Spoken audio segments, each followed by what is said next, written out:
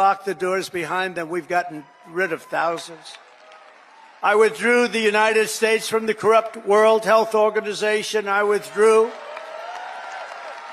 from the anti-Semitic UN Human Rights Council. The Council is horrible, and I withdrew from the terror-supporting UN Relief and Works Agency. The UN has such great potential, but not the way it's run now. It's terrible the way it's run now. We stopped all taxpayer money to these corrupt institutions. And by the way, just so, because who the hell knows, we got to talk about something very important. The war between Russia and Ukraine. People are being killed, mostly young men, mostly Russian and Ukrainian men, at levels you've never seen before, thousands of people a week. And I've spoken to President Putin, and I think that thing is going to end, but it's got to end. It's a horrible, horrible thing to watch. I'm dealing with President Zelensky. I'm dealing with President Putin. I'm trying to get the money back that, or secured, because, you know, Europe has given $100 billion. The United States has given $350 billion because we had a stupid, incompetent president and administration. 350. But here's worse. Europe gave it in the form of a loan. They get their money back. We gave it in the form of nothing. So I want them to give us something for all of the money that we put up. And I'm going to try and get the war settled, and I'm going to try and get all that death ended. So we're asking for rare earth and oil, anything we can get. But we feel so stupid. Here's Europe. And, you know, it affects Europe. It doesn't really affect us, except we don't like to see two things. Number one, how Biden got us into this thing in the first place. Terrible. But why is it that he didn't ask for equalization? Europe should put up more money than us. But even if you said the same thing, how come we went so far out front? And he didn't know that Europe gets his money back. They did it in the form of a loan. We don't get our money back. We get nothing. So we're getting our money back. We're going to get our money back because it's not fair. It's just not fair.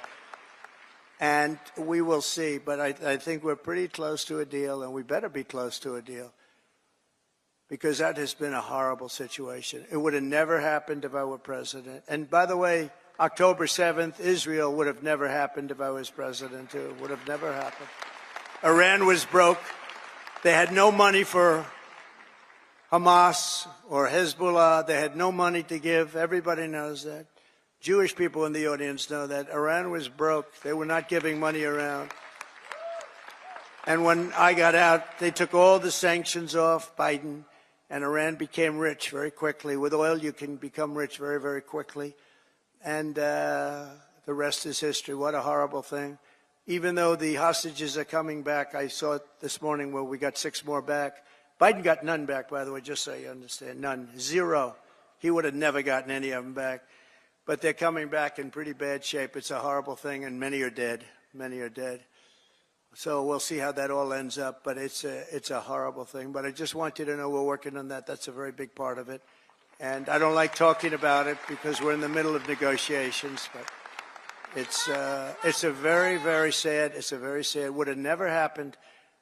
There was no way. Russia was never going to go in, and they went in because of a lot of reasons, and so many people are dead. Far more people are dead than you're reading about. You know, when they blow up all these cities, all those cities they look like demolition sites. Every single building is down. All of those beautiful golden towers that are 1,000 years old, they're lying on the ground in smithereens, blown to smithereens. There's nothing left of them. They're just lying on the ground, never to be rebuilt again, not possible to rebuild them again. And all of that heritage is gone. People have done a really horrible job. That would have never, if I were president, 0 chance that a shot would even have been fired. It wouldn't have happened. So sad. To further turbocharge our economy, we've launched the most aggressive deregulation program in any nation's history. And we're also going to be seeking the largest tax cuts in American history. Again, we brought them down, as you know, from close to 40% down to 21%. Now we're bringing them down to 15% if you make your product in the United States of America. We're defending the American worker like never before, and that's why the auto workers and the union workers and the Teamsters and so many others, they supported us, the firemen, the policemen, so many others, whether they were union or non-union, they all supported us. They supported, it's called workers, and they supported us at levels that nobody's ever seen before. Weeks ago, I imposed a 10% tariff on all goods coming from China because of the fact that they're sending fentanyl into our country, through Mexico, by the way. I'm not happy with Mexico, or I'm not happy with Canada either.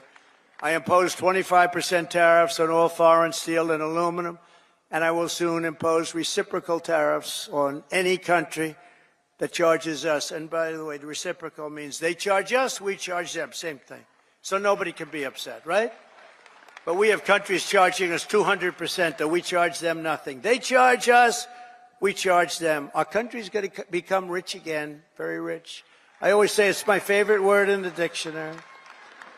The word tariff is my favorite word in the dictionary. You know, we were the richest relatively from, think of this, from 1870 to 1913. That was our richest because we collected tariffs from foreign countries that came in and took our jobs and took our money, took our everything, but they charged tariffs, and we had so much money they set up the 1887, think of that, a long time ago, 1887 Tariff Commission. It was a commission of very important people to determine where we should spend all of the tremendous, vast wealth that we had. We had so much wealth.